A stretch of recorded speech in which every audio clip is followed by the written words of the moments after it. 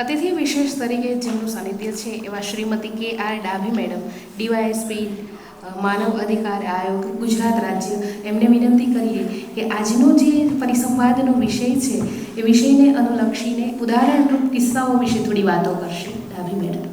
અત્રે ઉપસ્થિત મંચસ્થ મહાનુભાવ, આમંત્રિત મહાનુભાવ, વિદ્યાર્થી મિત્રો તથા પોલીસના અધિકારી અને કર્મચારીગણ, આજે આપ સર્વે વિશ્વ માનવ અધિકાર દિવસ કેમ ઉજવવામાં આવે છે અને એની ઉત્પત્તિ કેવી રીતે થઈ અને એ અધિનિયમ અંતર્ગત શું શું જોગવાઈઓ છે એ બાબતે આપ સૌ અવગત થયા. પણ પ્રેક્ટિકલી અમે કઈ રીતે કામ કરીએ છીએ, માનવ અધિકાર આયોગ કઈ રીતે કામ કરે છે એ બાબતે હું આપને થોડીક સમજ આપવા પ્રયત્ન કરીશ. અમારે ત્યાં ફક્ત ગાંધીનગર ખાતે જ ઓફિસ આવેલી છે માનવ અધિકાર આયોગની. લિમિટેડ 60 જેટલો સ્ટાફ છે, જેમાં સિવિલ અને ક્રિમિનલ બે ટાઈપના કિસ્સાઓ આવે છે. સિવિલ માટે સચિવાલયમાંથી ડેપ્યુટેશન ઉપર સિવિલ સ્ટાફને લેવામાં આવે છે. ક્રિમિનલ માટે પોલીસ સ્ટાફને ડેપ્યુટ કરવામાં આવેલું છે, જેમાં અધિકારી કર્મચારી તમામ આવી ગયા. અને જે મેમ્બર આપ જાણો છો એવી રીતે એક ચેરમેન અને 2 મેમ્બરની નિમણૂક કરવામાં આવે છે. હવે આપ રૂબરૂ ન આવી શકો તો ઈમેલ, ફેક્સ અથવા તો રજિસ્ટ્રેડીથી ફરિયાદ કરી શકો છો.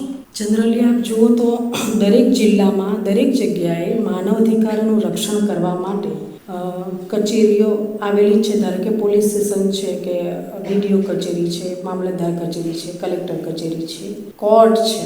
પણ આ બધાથી કદાચ કંઈક નેગ્લિજન્સી અથવા તો કંઈક રહી ગયું હોય, તો ન્યાય ન મળી શક્યો હોય તો અમારે ત્યાં આવે છે અરજદાર. અને અગાઉ વક્તાશ્રી કહી ગયા એ પ્રમાણે સુઓ મોટો પણ લેવામાં આવે છે. પેપર, ન્યૂઝ મીડિયા અથવા તો મીડિયાથી કોઈ ક્લિપ હોય એવી વાંધાજનક અમને લાગે કે માનવ અધિકારોનું ઉલ્લંઘન થયું છે, તો એ બાબતે પણ અમે કોગ્નિઝન્સ લઈએ છીએ. ઘણી વખત એવું થાય છે કે ઇન્ટિરિયર એરિયામાં, ધારો કે અમારી પાસે અમદાવાદ, ગાંધીનગર અથવા તો આજુબાજુના પેપર્સ અવેલેબલ હોય છે. હવે તો ઓનલાઈન પણ પેપર્સ અવેલેબલ છે, તમામ ન્યૂઝપેપર. પણ તેમ છતાંય તમામ જગ્યાએના જિલ્લાના જે ન્યૂઝ હોય છે એ અમે એટલું બધું કવર કરી શકતા નથી. એટલે આ તબક્કે હું આપ સર્વેને વિનંતી કરીશ કે જો કદાચ કંઈક આપના ધ્યાનમાં આજુબાજુ એવું કંઈ માનવ અધિકારનું હનન થતું હોય એવું ધ્યાનમાં આવે તો એ બાબતે અમને પણ સંપર્ક કરી શકો છો. અને લોકલ લેવલે પણ જે સંસ્થાઓ કે જે ગવર્મેન્ટ બોડી છે એમને સંપર્ક કરવાનો. એટલે આ જે પ્રચાર પ્રસાર છે એના માટે અમે આપની વચ્ચે આવેલા છીએ. અને અમારે ત્યાં ટ્રેનિંગ પણ આપવામાં આવે છે. લો સ્ટુડન્ટ અમદાવાદ, ગાંધીનગર કોલેજથી 1 દિવસની પણ તાલીમ હોય છે, અઠવાડિયાની પણ હોય છે, આખા માસની પણ તાલીમ આપવામાં આવે છે. હવે હું એક ઉદાહરણ આપને કહીશ કે જે પણ ક્રિમિનલ સાઈડે અમારે ત્યાં કસ્ટોડિયલ પોલીસ કસ્ટડીમાં ડેથ થતા હોય છે. આપને ધ્યાન હોય તો જેલમાં કેદી એક્સપાયર થઈ જતા હોય છે. ઘણી વખત પોલીસ સ્ટેશનમાં પણ એક્સપાયર થઈ જતા હોય છે. હવે એ જે છે એની પોલીસ ઇન્ક્વાયરી અમારે ત્યાં આવતી હોય છે. અને બીજી તરફે મેજિસ્ટ્રેટ પણ ઇન્ક્વાયરી કરીને અમારે ત્યાં મોકલતા હોય છે અહેવાલ એનો આખો. તો એમાં કંઈક નેગ્લિજન્સી અમને ધ્યાનમાં આવે તો એ બાબતે એની કાર્યવાહી માટે અમે લખતા હોઈએ છીએ. અને એમના વિરુદ્ધ કાર્યવાહી, ધારો કે કોઈ પોલીસ દ્વારા એને મારવામાં આવ્યો છે તો એ મારના કારણે પોસ્ટમોર્ટમ રિપોર્ટમાં એવું ધ્યાન આવે કે એ મારવાના કારણે એ મરણ પામેલ છે. તો એમની વિરુદ્ધમાં એક્શન જો ન લેવાયા હોય તો અત્રેથી એમને કહેવામાં આવે છે ને એક્શન લેવામાં આવે છે, જેમાં ડિપાર્ટમેન્ટલ ઇન્ક્વાયરી ગુનો પણ નોંધી શકે છે. એવી જ રીતે આપ જુઓ તો કોઈ ચોર અથવા તો કોઈ એક્સિડન્ટ થયો હોય તો એ ડ્રાઈવરને તાત્કાલિક જો ત્યાંથી ન ગયા હોય તો બધા જ ભેગા થઈને મારતા હોય છે પબ્લિક. તો એ પછી પાછળથી પોલીસ સ્ટેશન આવે છે. હવે જે તે વખતે પોલીસનું પહેલાં જ પંચનામું એનું કરવું જોઈએ સ્થિતિનું, કારણ કે એ માર પબ્લિકે માર્યો છે. અને એ પંચનામું કરી અને એને પહેલાં જ એની સારવાર કરાવવી જોઈએ. કદાચ એવું ન થયું અને ત્યાં કંઈક એને થઈ ગયું વધારે પડતું, કદાચ મરી પણ જાય, તો પછી એની જવાબદારી પોલીસ ઉપર ન આવે. એટલે એ પણ ધ્યાન રાખવું જોઈએ, કારણ કે એ માર પોલીસ દ્વારા નથી મારે. એટલે ઘણી વખત અમારે ધ્યાન એવું પણ આવે છે કે ભાઈ પહેલાં જ પોલીસ ફરિયાદ લઈ લે છે અને પહેલાંને થોડું કંઈક કલાક 2 કલાક મોડું થયું તો કંઈક કદાચ થઈ ગયું. એટલે આવા કિસ્સાઓ પણ આવે છે, જેમાંથી જે સ્થાનિક સત્તાવાળાઓનું વાંક ન હોય તો પણ એમને દંડવામાં આવે છે. એટલા માટે બંને બાજુનું જે ન્યાય આપવાનું કામ છે તે અમે કરીએ છીએ. ધારો કે જેલના કેદી છે, જેલમાં પણ કેદીઓ માણસ જ છે અને જેલ કર્મીઓ પણ માણસ જ છે. એટલે એમના પણ અધિકારોનું હનન ન થાય તેનું ધ્યાન રાખવામાં આવે છે. એ માટે આપને ખ્યાલ હોય તો દરેક જિલ્લામાં જેલ જે હોય છે એમની વિઝિટ સ્થાનિક લેવલે સેશન જજ દ્વારા કરવામાં આવતી હોય છે. પણ અમને પણ એ સત્તા આપવામાં આવેલી છે કે સરપ્રાઇઝ વિઝિટ કરીએ છીએ અમે કોઈ પણ જેલમાં. સમગ્ર જિલ્લામાં જે પણ જેલ હોય તેની વિઝિટ કરવામાં આવે છે. આ વિઝિટ દરમિયાન જેલના કેદીઓને કોઈ પણ મુશ્કેલી હોય અથવા તો જેલ કર્મીઓની પણ મુશ્કેલી હોય છે, એ મુશ્કેલીઓને અમે સાંભળીએ છીએ. ત્યાં સીસીટીવી કેમેરાની સગવડ કેવી છે, જમવાની સગવડ કેવી છે, સારવારની સગવડ કેવી છે, એ તમામ વસ્તુઓનો જે આખો અહેવાલ છે એ અમે વિઝિટ કર્યા પછી આવી અને અમારા સાહેબને સુપરત કરીએ છીએ. અને સર એમાં કંઈક ત્રુટિ અમને લાગતી હોય કે આ કરવા જેવું છે આ બાબત, તો એ બાબતે અમે એમાં અહેવાલમાં લખીએ છીએ. અને પછી એ અહેવાલ જે છે એ ગૃહમાં પણ જાય છે અને જેલ આઈજી જે છે જેલ એમને પણ જાય છે. અને એની જે ત્રુટિ છે એ બાબતે એ લોકો જે પણ એમનાથી થતું હોય એ સમાધાન કરી અને એ પાછો અહેવાલ અમને મોકલે છે કે આ જે ત્રુટિઓ છે એનું થઈ ગયું છે, જે બી સમાધાન છે તે. એટલા માટે જે માનવ અધિકાર આયોગનું છે બહુ વિશાળ કાર્યવાહી છે, જેમાં ધારો કે એક વખત એવું હતું પહેલાં કે જેલમાં જે કામ કરતા હતા તે કેદીઓને જે વેતન મળે છે એ બહુ જ ઓછું મળતું હતું. એટલે રજૂઆત કરવામાં આવી કે જે જેલમાં કેદીઓ છે એ લોકોને કામ કરતાં વેતન ઓછું મળે છે.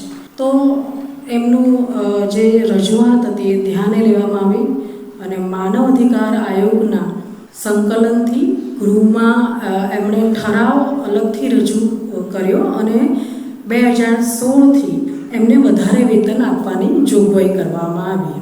એટલે આ સમગ્ર કેદીઓની બાબત હતી. એટલે સમગ્રને એ બાબતે લાભ મળ્યો, કારણ કે વર્ષોથી જે વેતન આપવામાં આવે એમાં સુધારો જરૂરી હતો. પણ એ ધ્યાને ક્યારે આવે? જ્યારે એમણે રજૂઆત કરી ત્યારે. જનરલી એવું હોય છે કે મેં આપને કહ્યું એ પ્રમાણે અમને ખ્યાલ આવે તો અમે એનું સમાધાન કરવા માટે તત્પર જ છીએ, પણ એ ધ્યાનમાં આવવું જોઈએ. પ્રિન્ટ મીડિયામાં એવું હોય છે, પ્રિન્ટ અને ન્યૂઝ મીડિયામાં, કે બધી બાબત અમુક ટાઈમે નથી આવતી, તો આપ પણ એપ્લિકેશન કે કરી શકો છો. એક વખત એવું સમાચાર હતા કે શાળાના શિક્ષક ઇન્ટિરિયર એરિયામાં શાળામાં ઓરડાની અછત હોય છે. ઘણી વખત આપણે છાપામાં જોયું હશે કે એક જ ઓરડો હતો અને બાળકોને ઝાડ નીચે બેસીને ભણવું પડે છે. તો આ જે છે એનું સંજ્ઞાન લઈ અને પછી અમારા થ્રુ ઇન્ટરફિયરન્સ કરી લગભગ 3 ઓરડા બનાવ્યા. અને પછી બાળકોને જે પણ જરૂરી હોય, ઘણી વખત પાણીની પણ મુશ્કેલી હોય છે બાળકોને પીવાના પાણીની, એ પણ અમારા ધ્યાને આવે છે. તો અમે એ જ્યાં સુધી પૂરું ન થાય, હવે આપને એવું લખે કે 3 ઓરડા બનાવવામાં કેટલી વાર લાગે, પણ એ ઓરડા બનાવવા માટે જે પ્રોસિજર છે ને એ બહુ લાંબી હોય છે, કારણ કે ઇન્ટિરિયર એરિયામાં હોય છે. અમે કલેક્ટર સાહેબને કહીએ, ડીડીઓ શ્રીને કહીએ, એ લોકો જે નીચે છે તાલુકા લેવલે વાત પહોંચાડે, પછી એનું એ લોકો અવલોકન કરી કહીએ કઈ સુવિધા મળી શકે એમ છે. પછી એનો કાર્યપાલક ઇજનેર શ્રી પ્લાન બનાવે, ટેન્ડર મંજૂર થાય. હવે ઇન્ટિરિયર એરિયામાં ટેન્ડરની થોડીક મુશ્કેલી હોય છે કે 1 કે 2 ઓરડા માટે કોઈ ટેન્ડર જલ્દી ભરે નહીં. એટલા માટે બીજી વખત ટેન્ડર એનું મંજૂરી માટે થાય, પછી એ બનાવે. એટલે જે દરમિયાનમાં છે ને એ બહુ જ ટાઈમ ઘણો લાગી જાય છે. એટલે ઘણી વખત 1-2 વર્ષ સુધી અમારી ચાલતી હોય છે પિટિશન, પણ એ કામ પૂરું ન થાય ત્યાં સુધી અમે પત્ર વ્યવહાર ચાલુ રાખતા હોય છે. ઘણી વખત એવું હોય કે અહીંયાથી પૂરી કરી દઈએ, પણ ત્યાં પછી કામ ધીરું પડી જાય, કારણ કે સાહેબે તો પૂરું કરી દીધું છે કે ઉપરથી, એટલે આપણે થાય છે. પણ જ્યાં સુધી એ કાર્ય પૂરું ન થાય ત્યાં સુધી અમારો પત્ર વ્યવહાર ચાલુ હોય છે. ઘણી વખત એવું હોય છે કે અરજદાર, સામાવાળા અને જે તે સત્તાધીશ, અમે જ્યારે એથી પૂછવામાં આવીએ ત્યારે એક બીજો જવાબ આપતા હોય. અરજદારની, સામેવાળાની અને સત્તાધીશ ત્રણેયનો અભિગમ અલગ અલગ હોય. તો એવું હોય કે રૂબરૂ આપ પોલીસ સ્ટેશનમાં જુઓ કે ઘણી કચેરીઓમાં પણ જુઓ તો ઓનલાઈન કાર્યક્રમ થતા હોય છે. એટલે અમે અત્યારેથી સમન્સ પાઠવવામાં આવે છે અને બધાને સાથે ભેગા રાખીને એને તાત્કાલિક એનો નિવેડો આવી જતો હોય છે. એટલે ઘણી વખત રૂબરૂ પણ અત્રે અમારી ગાંધીનગર ઓફિસે બોલાવવામાં આવે છે. હવે કચ્છથી આવવામાં ઘણો ટાઈમ લાગે, તો પછી એના માટે શું, તો પછી અત્યારે વિડીયો કોન્ફરન્સની પણ વ્યવસ્થા કરવામાં આવી છે. એટલે વિડીયોથી લિંક લઈ અને પછી એમનું સાંભળવામાં આવે છે. અરજદારને પણ વિડીયોથી સાંભળવામાં આવે છે અને સામેવાળા સત્તાધીશો તમામને આ રીતે સાંભળી અને એનો ન્યાય કરવામાં આવે છે. એટલે અમે અમારા તરફથી ઘણા જ પ્રયત્નો કરીએ છીએ અને એમાં આપનો પણ ફાળો હોય એવું અમે ઈચ્છીએ છીએ. એટલા માટે અમે અત્રે આવ્યા છીએ. હવે આપ ઉદાહરણના કેસોમાં જુઓ તો એક વૃદ્ધ દંપતી હતું, એના પુત્રએ એમનો નિરાધાર કરીને કાઢી મૂક્યા હતા. આ વાત માનવ અધિકારના ધ્યાનમાં આવી તો કન્સર્ન કોર્ટને સૂચના કરવામાં આવી, કન્સર્ન કલેક્ટર સાહેબને, અને પાછળથી એમને ₹10,000ની રકમ નક્કી કરવામાં આવી. અને છેલ્લે પછી કદાચ થોડા સમય પછી એવું લાગ્યું છે કે પુત્ર સાથે બંને દંપતીનું સમાધાન થયું અને સાથે રાખવા તૈયાર થયા. એટલે આ જે છે એ બહુ નાની બાબત છે, પણ એમના માટે મોટી બાબત છે કે તમે એક ઇન્દિરા આવાસ યોજના અંતર્ગત જે પૈસા આવે છે, જમા થાય છે, એમાં એક વખત એક જે અરજદાર છે એના ખાતામાં જમા નહીં થયેલા. બહુ નાની રકમ, 21,000 જેટલી બહુ નાની રકમ, જે તે વખતે પહેલાંનો કિસ્સો છે. પણ પછી પાછળથી માનવ અધિકાર કોગ્નિઝન્સ લઈ અને પછી એનું જે બીજા ખાતામાં જતા રહ્યા હતા અને પછી પાછળથી એના ખાતામાં જમા થયા અને એનું પ્રશ્નનું નિરાકરણ થયું. એટલે આપણને એવું લાગે કે બહુ નાની બાબત છે, પણ એમના માટે મોટી બાબત હોય. એક એવું કિસ્સો છે કે પેન્શન જે આવતું હોય એ પેન્શન બંધાવવામાં એમને ઘણો વિલંબ થયો હતો. તો એ બાબતે માનવ અધિકારને રજૂઆત કરવામાં આવી અને ત્યારબાદ કન્સર્ન ઓથોરિટીને કહેવામાં આવ્યો, અહેવાલ રજૂ કરવામાં આવ્યો અને એમને પાછળથી એમનું પેન્શન બંધાયું. એટલે આખા ગુજરાતમાં જોઈએ તો પેન્શન એક જણને નહીં બંધાય તો શું ફરક પડે, પણ એવું નથી. એના માટે જીવન નિર્વાહનો પ્રશ્ન છે. ઘણી વખત એવું થાય છે કે આ જ બાબતે એક ફેક્ટરી છે, એમાં આગ લાગે છે, બોઇલર ફાટી જાય છે, તો એમાં મજૂરો ઘણી વખત મરણ પણ પામે છે, એમને ઈજા પણ થાય છે. તો આ બાબતે અમે લોકો કોગ્નિઝન્સ લઈ અને જે કારખાના માલિક હોય, જે મિલ માલિક હોય, એની વિરુદ્ધમાં લેબર કોર્ટમાં પણ ગુનો દાખલ કરાવવામાં આવે છે. પોલીસ દ્વારા પણ ગુનો અલગથી દાખલ કરવામાં આવે છે અને જે એને સહાય મળતી હોય છે એ સહાય પણ અપાવવામાં આવે છે. અને અલગથી કારખાના માલિક કે મિલ માલિક એના દ્વારા પણ એને વળતર અપાવવાનું અહીંયાથી સૂચન કરવામાં આવે છે. અને 10થી 15 લાખ સુધીના વળતર અત્રે ભલામણથી અપાવેલા છે, એવા પણ કિસ્સા છે. આપ જો અમારે દર વર્ષે વિધાનસભામાં જે અહેવાલ રજૂ કરવાનો હોય છે, દરેક વર્ષે જે માર્ચ ટુ માર્ચ એન્ડિંગમાં અમારે અહેવાલ રજૂ કરવાનો હોય છે. એ અહેવાલમાં આખા વર્ષ દરમિયાન જે પણ કામગીરી કરવામાં આવે છે એ અમે રજૂ કરીએ છીએ. એમાં અલગ અલગ જે સારા કિસ્સાઓ હોય એવા અમે અહેવાલમાં સમાવેશ કરીએ છીએ. જો આપને એવી ઈચ્છા હોય કે 2006થી અમલમાં આવ્યું છે તો 2006થી 2024 સુધીના કિસ્સાઓ જે છે એ ઓનલાઈન જે અમારી વેબસાઇટ છે એના પર મૂકવામાં આવેલા છે, જે સારા હોય કિસ્સા તે.